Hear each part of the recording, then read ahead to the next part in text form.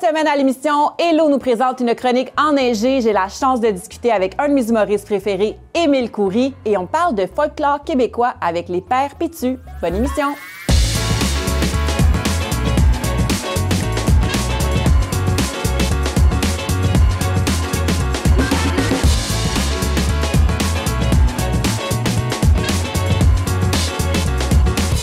Allô, Émile. Ça va bien? Ça va, toi? Ça va très bien, merci pour l'invitation. Je te l'ai dit tantôt, mais j'ai comme l'impression de te connaître. Oui. Parce que je te suis sur les réseaux.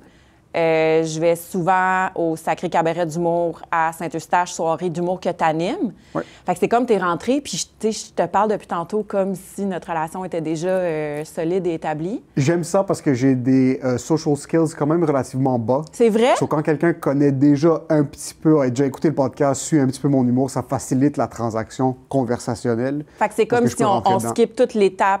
Exact. Du petit small talk. Du petit small talk. Déjà, je vais pas te mentir, le sofa est quand même relativement bas. Mes bottes sont un peu mouillées, j'ai peur de salir le tapis rose. Le coussin ici, déjà là, le fait qu'on est déjà dans une position de confort, ça va faire en sorte que je vais juste me mettre comme ça. Vas-y. Là, comme ça va être... c'est parfait. On est sur l'angle, oui. Merci d'avoir accepté notre invitation. Merci pour l'invitation.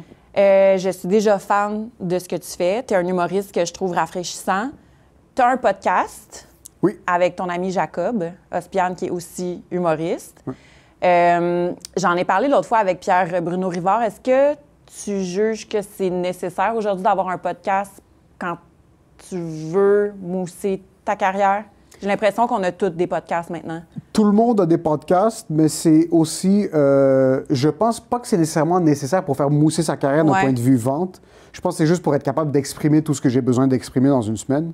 Je trouve que le format du podcast aussi, c'est mon format préféré parce que ça me permet de m'établir. Puis j'ai un style un petit peu ironique de stand-up. Des fois, le monde capte pas tout de suite en 8 minutes. Je te rejoins le monde sont comme, es-tu raciste, ce gars-là? Mais c'est pas, non, c'est juste, donne-moi 25 minutes puis tu vas comprendre la profondeur de mes propos. C'est que le contexte est quand même long. Exact. Moi, selon moi, quand on a commencé le podcast, j'avais aucune intention de faire...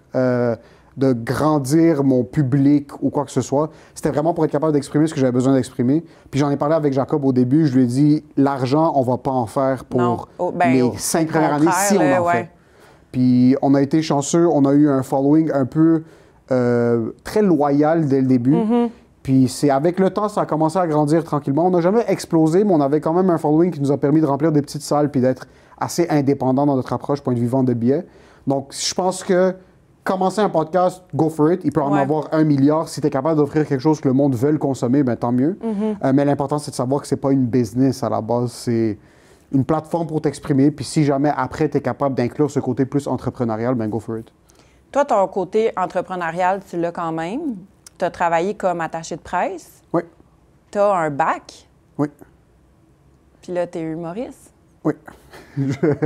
Moi, je ne crois pas aux portes avant. Moi, il faut que je passe par les portes arrière. Je suis d'accord. Ça ne fonctionne pas, selon moi. Les portes sont souvent bloquées à l'avant. Ouais. Je suis devenu attaché de presse par erreur. OK. Dans le temps, j'étais à l'UQAM. Ouais. Et j'étais obsédé par le festival Juste pour rire. Puis je savais pas comment j'allais être capable de passer l'étape où est-ce que de 1, j'allais performer ou de 2, j'allais être capable de rentrer un peu dans l'organisation. Je suis allé en ligne, puis j'ai vu qu'ils cherchaient à Just for Laughs des stagiaires en PR. Puis j'avais aucune idée c'était quoi. Puis j'avais vu aussi en marketing. J'avais envoyé un immense courriel, un très long courriel à la chef marketing de Just for Laughs dans le temps, avec plein de blagues, puis mon CV. Puis ils cherchaient personne en marketing, ils m'ont référé à l'équipe de PR, avec qui j'ai fait une entrevue. J'avais des cours d'été à l'UQAM dans le temps. Il fallait que je reprenne un cours parce que j'avais changé de programme. Puis la même journée, j'avais mon entrevue pour le poste de stagiaire. Je finis mon examen, je suis en train de courir, puis je suis en train d'étudier, c'est quoi un backdrop, c'est quoi un press release, c'est quoi tous les termes techniques de PR. Je m'assois dans la cuisine à Juste pour rire, puis ils font juste me dire, es-tu correct d'aller nous chercher de la bière le vendredi? Oui. Es-tu correct de faire un peu le bitch work, là? Je suis désolé si je peux pas utiliser de mauvais termes, mais ils m'ont demandé, es-tu correct avec ça? OK. Ils sont comme, OK, let's go, on va commencer à travailler ensemble. Puis ils ont vu que j'étais quelqu'un qui était très assidu, que j'étais très investi dans la job. Puis je savais pas c'était quoi le PR work, mais ils m'ont donné des responsabilités que d'habitude ils donnaient pas à un stagiaire. C'était pas payé. J'ai travaillé là-bas de mai à août pour une caisse de bière. Dans le fond, mon gérant s'est excusé à la fin de la saison en disant comme c'est tout ce qu'on peut On n'a pas de budget autre que pour les juniors puis les seniors. Mais en même temps, tu sais, je pense que ce que ça apporte, ce type d'expérience-là, c'est que là, ça t'ouvre la porte à d'autres choses aussi. Là. Exact. Puis j'avais une passe all access pour le festival et je restais... chaque fois que le gérant de l'équipe posait une question de qui veut aller superviser les caméras de Radio-Canada au Nasty Show, au Metropolis, je levais tout de suite ma main, j'étais le premier.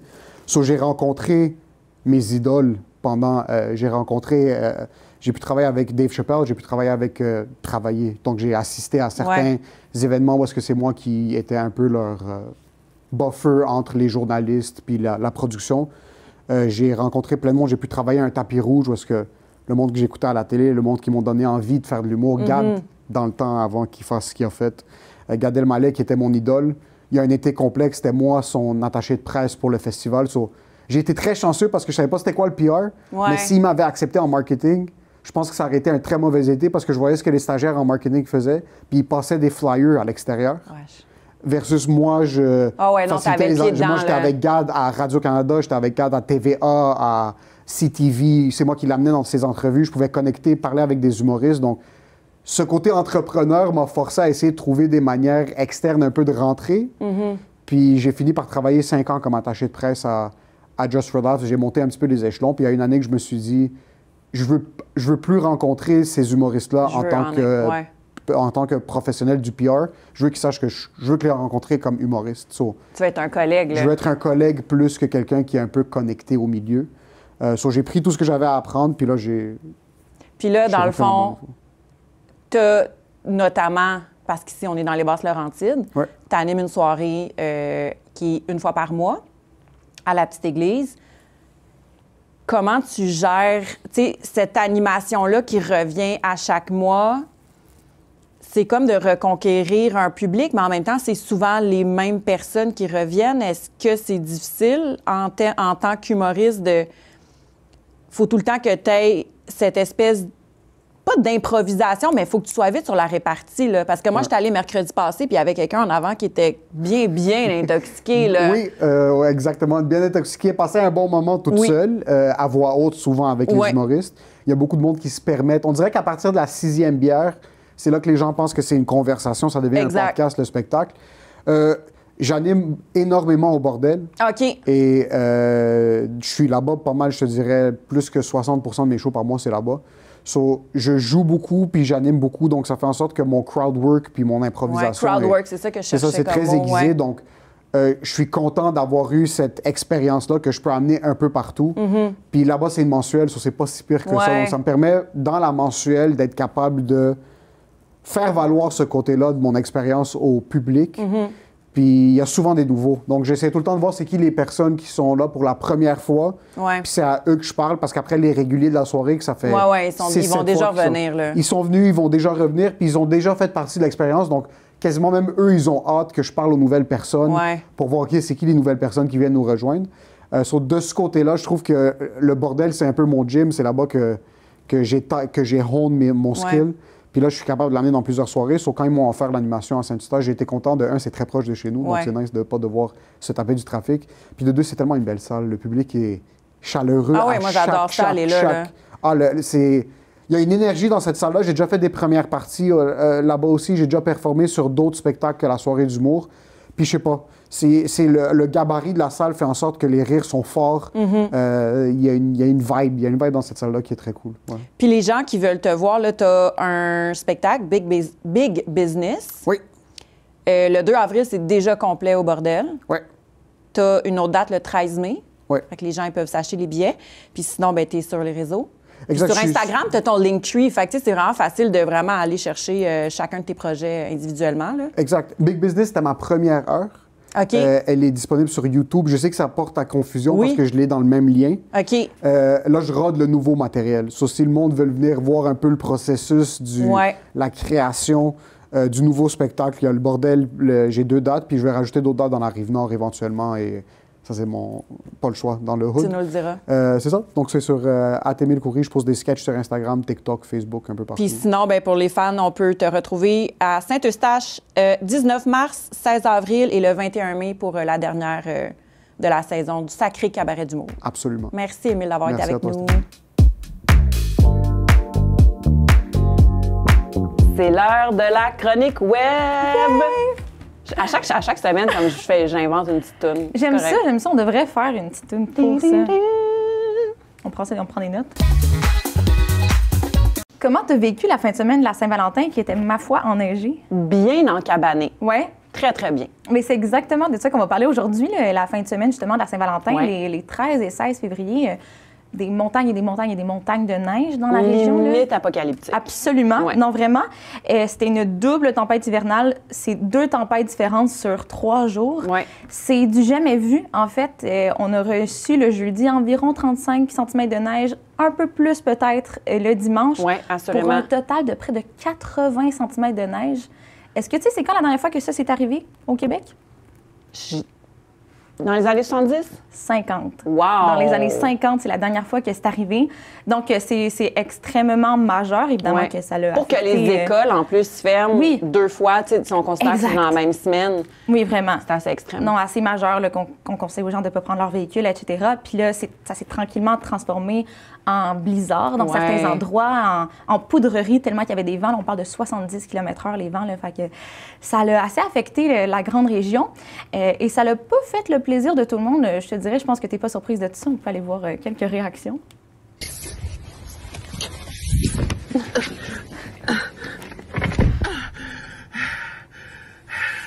Stephanie, tomorrow is not happening. OK, tu l'aime tellement. C'est beau le Québec, hein. La nature, la neige, la montagne. Par ça, c'est pas une montagne. C'est ma voiture. Merci. Je suis capable de faire ta marde, de ta Ah ouais. On avait toute l'air de ça. de marde, de fucking shit. Non, ça fait pitié, en fait. Faire ses courses au Québec.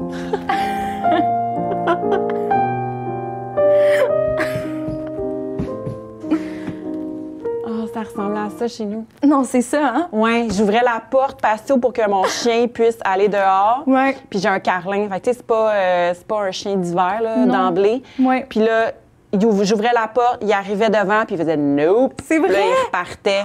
Oui, tellement comme en est, j'ai juste dû le prendre puis le déposer dans le banc de neige, puis je l'ai perdu de vue. perdu, là, il a fait c'est comme... Tu vois, moi, j'ai un chien d'eau portugais un peu plus gros, un peu plus hivernal, mettons, puis il allait jouer dans la neige, puis il rentre tout avec lui, évidemment. Ouais, c'est ça. Moi, j'en ai profité. Les 2 journées de tempête, j'allais jouer avec lui dehors. J'en ai C'est profité. vrai? Vraiment. Wow. Puis je suis pas la seule à en avoir profité, honnêtement. Là, ils m'ont fait beaucoup rire sur les réseaux sociaux, voir qu'est-ce que les gens faisaient. Beaucoup de plaisir, beaucoup de solidarité, vraiment. Oui. On en voit de tous les goûts. On regarde ça. Ouais, ça, peut-être pas. Une petite saucette. Peut-être pas. Oh, mon Oh, tu Dieu. fais pas, man. Oh! Ah oui, ça, je l'ai entendu beaucoup, cette chanson-là.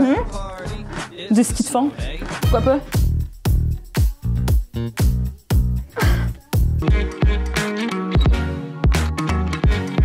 Elle est pauvre petite souffleuse, là. Ah ouais. Ça, c'est la chanson de Frozen. Ça aussi, j'ai entendu. Absolument. Ça, c'est drôle. Mais oui, pourquoi pas? Solidarité, voilà. Oh, les petits chiens contents. Ah, mais t'étais content. J'ai vu des gens aussi qui, en pelletant ou en passant leur souffleuse, ils se rappelaient comme à voix haute, on n'a pas de tornade, on n'a pas Oui, d'alligator, exactement. on n'a pas de serpent, on n'a pas de tornade. Tu sais, il faut comme s'encourager, là, mais Exactement, en il même temps, faut se souvenir que, au pire, c'est de la neige, tu sais. Oui. Ah oui, puis on voit qu'il y a plein d'activités à faire pendant qu'il neige. On peut aller se baigner dans la neige, on peut faire du plongeon, faire des sauts Ouais. et aller déneiger un autobus de la STM. Mais tout ce qu'on ferait pas pour quelques vues, C'est hein. ça, oui. Il y a comme ça aussi que je me dis. Tu sais, il y a comme, Absolument. on profite d'une situation qui peut quand même être dramatique pour certaines personnes. Tu sais, Oui. reste que la tempête, quand tu as un toit, tout ça, tu sais. Oui, vraiment. Mais il y en a qui disent comme, belle opportunité pour me lancer dans la neige et mettre ça sur TikTok. Exactement, puis rire de tout Ouais. ça. Au pire. Non, c'est vrai, Ouais. on oublie des fois que c'est un gros enjeu au niveau de la sécurité. Là. Je disais justement que ça prend 8 heures déneiger le secteur au complet. Là. Ouais. Toute la région, c'est assez majeur. Donc, c'est des grosses opérations qui ont eu lieu cette fin de semaine-là, honnêtement. Et, on est chanceux de... Mais il y a des enfants qui étaient équipés. très, très heureux. Là. Ça leur fait quand même... Ils sont en congé. Certaines écoles étaient en pédago le vendredi. Fait que, il y en a pour qui ça l'a fait une fin de semaine de Presque 5 une jours. semaine, là. wow. Fait que, regarde, on le prend. Mais oui, c'est quand même le fun. Mais oui. Un bel hiver. Mais oui. Merci, Hello. Puis on se souhaite pas d'aussi grosse quantité de neige d'ici à ce qu'on se revoit. Exactement, juste un petit peu pour que ce soit beau. Mini affaire. Voilà. Moi, je suis prête pour le printemps. C'est vrai. Merci. Merci à toi.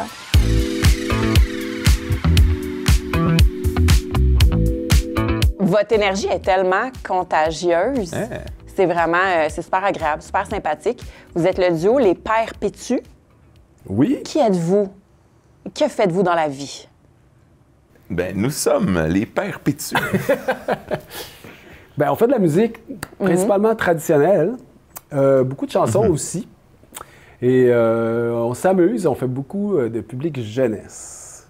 On pourrait dire que c'est pas mal notre public préféré. Puis ça fait combien de temps que votre duo existe? Parce qu'avant ça, vous avez chacun vos carrières respectives. C'est une bonne question. Ça fait-tu 15 ans, 14 ans? 17. Oh, wow! T'as calculé. 17 ans! Ben c'est en même temps que nos C'est filles. vrai! Ouais, C'est ouais. ça. Oui, ça fait 17 En fait, il y a 17 ans, on a commencé à faire un premier contrat qui était de faire de la musique dans un verger. OK. Puis il voulait de la musique traditionnelle. Ouais. Puis Éloi, il avait remisé son violon à l'époque, là, ça faisait longtemps. Puis j'étais comme, hey! On était quand même des vieux chums. Puis j'étais comme, hey, un verger, violon. C'était un peu... c'était une belle invitation parce que moi, c'est ça, mon violon, il était pas mal loin dans le garde-robe depuis un bout. Puis ça m'a comme remis dans la musique parce qu'effectivement, à ce moment-là, j'avais eu une pause de musique pendant peut-être quasiment, en tout cas quelques années. Je faisais des trucs un peu de mon côté, dans mon studio, un peu à l'ombre. Puis là, en m'invitant, ben là, je me suis dérouillé, puis on a commencé à monter un répertoire aussi, surtout ensemble, à force de jouer. On a joué beaucoup dans les vergers, les Puis cabanes à initialement, sucre. vous vous connaissiez de où? My God! Ça fait longtemps. Ben, on avait 20 ans, je pense. Ouais. On a fait un band, on a fait de la musique Fait ensemble. que tout part de la musique. Mais c'était Deux, du là. jazz, puis c'était OK. d'autres instrumentations. On s'était rencontrés au sein d'un groupe qui faisait des reprises de R&B. Moi, j'étais au piano. OK. Groove Workshop. Groove Workshop avec José Major, qui est un grand batteur Name drop. aujourd'hui. Salut, José. Il y a comme un thème récurrent cette année d'acteurs du milieu culturel qui ramène un peu qui ramène en fait la musique traditionnelle québécoise. On l'a vécu avec Prairie Como qu'on a passé en entrevue, qui sort leur nouvel album là. Oui, oui. Vous Super bon aussi- d'ailleurs. Ouais, vraiment. J'ai vu leur lancement hier, là, en fin de semaine. Vraiment. C'est super. Puis là, je vous rencontre, vous, aujourd'hui, que vous avez un peu le même objectif. Est-ce que c'est parce qu'on a comme peur de perdre ces racines-là? Moi, à la base, c'est pas. C'est un peu ça que c'est devenu, qu'on fait notre mission, on veut perpétuer la tradition, mais à la base, c'est viscéral. Quand je suis tombé dans ce répertoire-là, grâce à Eric, tu sais, qui disait on fait des reels, je pense que toi, tu as toujours aimé ça. Merci. Puis moi, j'avais jamais vraiment travaillé ce répertoire-là, mais en commençant à apprendre du répertoire, j'ai vraiment fait hey, cette musique-là, ça me ressemble, c'est facile. Comparé à la musique classique que j'ai étudiée aussi, on dirait que là, ça y allait tout seul. Puis par après, j'ai su que ma grand-mère était violonneuse. Je l'ai jamais vue jouer, tout ça. J'ai su beaucoup, je pense 10 ans après qu'elle soit morte, ou c'est pas 15 même. Ma mère, elle me raconte ça comme je savais même pas. Que ma grand-mère a joué du violon trad, elle était violonneuse. Puis en tout cas, je me suis dit, ah ben c'est ça, j'ai ça dans les gènes, tu sais. Ouais. Mais je pense que c'est ça, c'est une musique qui me va parfaitement. Moi, j'ai tombé dedans, là, tu sais. Moi, je fais du pouce sur ce que tu dis parce que, puis pour répondre à ta question, là, le moteur de ça, c'est pas la peur de le perdre. C'est la joie de l'avoir. Ouais. Ouais. C'est pas parce qu'on veut C'est pas... bien que- dit. tu sais, quand on a commencé à en faire, il n'y avait pas comme la petite conscience qui dit « Hey, il faudrait pas que ça se perde, on Non. va la perpétuer. » tu sais. Ouais. Non, c'était vraiment la C'est joie pas de la comme, jouer. Ah, cette c'est bien le musique-là. fun. Puis, tu sais, pour avoir fait plein de sortes de musique aussi, dans la musique trad, il y a quelque chose qui est vraiment hors mode, hors temps. Ouais. Les enfants vont embarquer, Ouais. les adultes, les vieux. Les C'est comme ados? si c'est... Ouais, ouais. Oui, c'est comme... Parce que Ça Il y a comme rassemble. quelque chose, comme tu dis, que c'est dans les gènes. Cette musique-là, ça Ouais. pogne dans le corps, tu sais. Ouais, ça l'a aussi Puis, fait ses preuves. Tu sais, c'est peut-être tu sais, si elle est rendue aujourd'hui, c'est parce que éprouvé. c'est éprouvé Par tu sais, le par le temps. temps. Ouais. Ouais, puis je sais pas si elle est encore là aujourd'hui, puis que puis je vous ici, il y en a qui écoutent là, puis qui connaissent pas ça le trad. Moi, je vous invite à aller voir dans une. Il y a des événements trad, il y a des danses Ouais, trad, il y a c'est vrai. des shows trad. Allez-y, vous allez voir, il y a de quoi qui se passe. C'est pas. Il faut essayer de mettre de côté l'espèce d'image de la soirée canadienne. Là. Ça a peut-être fait du tort à la musique trad parce que ça passait à la TV pendant longtemps, puis Ouais. les gens ils avaient associé la musique trad à ça. Phony. Mais ça va beaucoup plus loin que ça. Là. C'est pas. Il y a des choses extraordinaires. Puis après ça, il y a des musiques la musique celtique, tu sais, il y a la musique québécoise, mais Ouais. il y a l'irlandais, il y a l'écossais, il y a des musiques des maritimes. Après ça, tu peux aller aux États-Unis, il y a toutes sortes de variantes, de familles de ces musiques-là qui sont. Il y a beaucoup, beaucoup de choses à découvrir. Puis c'est passionnant. C'est des belles musiques. Là, tu sais. Puis c'est de la musique vivante. Là, tu sais. Là, votre nouveau spectacle qui s'appelle La Tradition. Oui. Ouais. Vous allez Les être- perpétuent la tradition. Les pères pétillent la tradition. Ouais, J'aime ouais. donc bien ça. Un petit jeu de mots en Soit ça passant. ou j'étais vraiment pas assez vite. Mais c'est correct, ça se peut. Regarde. Ça se peut. Oui. Vous faites le tour des écoles aussi. Ouais. Vous allez être à Blainville le 23 mars. Oui, ça, Il y a c'est pas dans plein une de école. belles choses. Non, c'est ça. Ça, c'est vraiment C'est, ouvert grand public. Ouais, ouais. Il y a plein de belles choses qui s'en viennent pour vous. Notre nouveau spectacle, justement, on l'a fait quelques fois. On l'a fait une vingtaine de fois à date Ouais, seulement. Puis, tu sais, c'est comme un 2.0 d'un spectacle Ouais. qu'on roule depuis 10 ans, qu'on a fait à peu près 900 fois. Ouais. On a fait Wow. tout l'Ontario, on a fait tous les festivals, les maisons de la culture. On a beaucoup fait. Ouais. Puis- Donc là, puis c'est on a vraiment encore du bonifié, fun à le là, faire. ouais. On l'a bonifié, on l'a... Oui, c'est un spectacle qui a évolué dans le temps. En fait, c'est un spectacle qui a été bâti sur les planches, on pourrait dire. Tu sais, on a commencé tranquillement dans une école. Dans le temps qu'on était dans les cabanes à sucre, on a eu une invitation d'aller jouer dans une école. That's it. On s'est dit, OK, sur le coin de la table, on s'est tricoté une mise en scène vite faite. Puis on a tellement aimé ça que là, on s'est dit, OK, ben là, on va améliorer notre mise en scène. Puis de show en show, puis là, on se faisait inviter, les écoles, ça se parlait. Dans des écoles en Beaucoup Ben dans les oui, écoles ben au oui. début. du coin. là. Puis après ça, le show c'est vraiment amélioré. On a peaufiné nos sketchs, parce qu'il y a des sketchs là-dedans. On fait un peu du théâtre. Mais on peut en voir un extrait sur YouTube là, Oui, qui est absolument. chaud, là, il vient de sortir. Ouais, puis Ouais, le nouveau le show, nouveau on n'a teaser. pas fait pareil. Pour le nouveau show, l'ancien show, on l'a monté tranquillement comme ça sur plusieurs années. Mais le nouveau show, là, on l'a monté l'année passée, on s'est assis, puis on a fait plus comme un peu la vraie façon qu'on pourrait Ouais, dire ouais. de faire Avec un une mise en processus scène, créatif, tout mise ça, en ouais. scène, on s'assoit, on travaille, Ouais. on fait une... Avec notre ami Martin qui est metteur en scène. Martin Héroux qui nous Ouais. a aidés sur la mise en scène. Puis on a eu aussi l'aide de Monique Richard qui fait les voix parce qu'il y a un troisième personnage dans ce nouveau spectacle Ouais, ouais. qui s'appelle Madame Transistor. Alors c'est un radio. C'est un vieux radio qu'on va trouver dans le grenier du grand-père à Éloi. Ouais. Fait que les enfants, en plus de pouvoir vivre un moment exceptionnel de musique, ils vont pouvoir apprendre aussi sur Exactement. Ils notre apprennent. passé. Ils apprennent en s'amusant, puis ils s'en rendent pas compte parce qu'on est un peu... On est clown. On est clown, hein, faut le dire. On pourrait pas le dire. Non, Savoir. Non, pas du tout. tu ne doutais pas, hein? Mais il n'y a pas de nez rouge. Il y a juste ça. Oui. Fait qu'on les fait rire, on fait les totos un peu, mais en même temps, ils apprennent des choses. Ouais. tu sais, Ils apprennent des choses. Merci d'avoir été avec nous pour cette très agréable entrevue. Là, on va poursuivre, on va étirer le plaisir un peu parce qu'on va aller vous écouter jouer un extrait d'une chanson traditionnelle.